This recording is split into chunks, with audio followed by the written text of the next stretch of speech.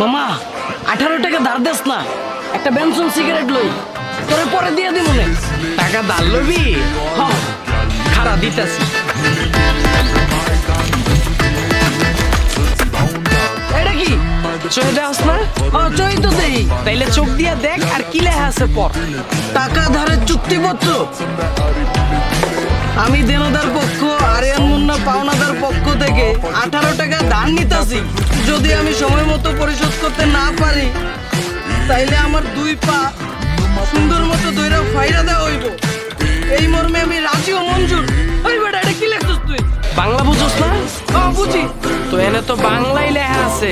তুই আমার 18 টাকা দান নিবি, এখন এই টাকা যদি আমার টাইম মতো না দিতে পারো, তাহলে তোর 2 পা ধইরা সুন্দর মতো ফাইরা থাক।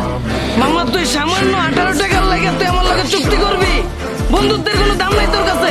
এই দুনিয়ায় দেখছস কোন বন্ধুরে টাকা ধার লয়ে ফেরত দিতে? ধারের টাকা ফেরত চাইলে বন্ধুর মা হাসপাতালে ভর্তি থাকে, বাপে অসুস্থ হয়ে যায়, নানা স্ট্রোক করে, নানি মইরা যায়। আমি এইসব বেজালের ভিতরে নাই। যদি তোমার টাকা ধার লাগে, এই নাও কলম, সাইন করো আর টাকা দাও। ভাই বেটা, এত কাহিনী না করে তুই টাকা ধার দিবি না, এটা কই লইতে পারতি? তুই এই পর্যন্ত আমার কাছ থেকে কয় টাকা ধার লইছস? আমার মনে আছে, আমার মনে নাই। এটাই তো সমস্যা। তুই আমার বন্ধু হইছস তো কি হইছে? তুই তো সুযোগ পাইলেই চুইসা দেয়। আর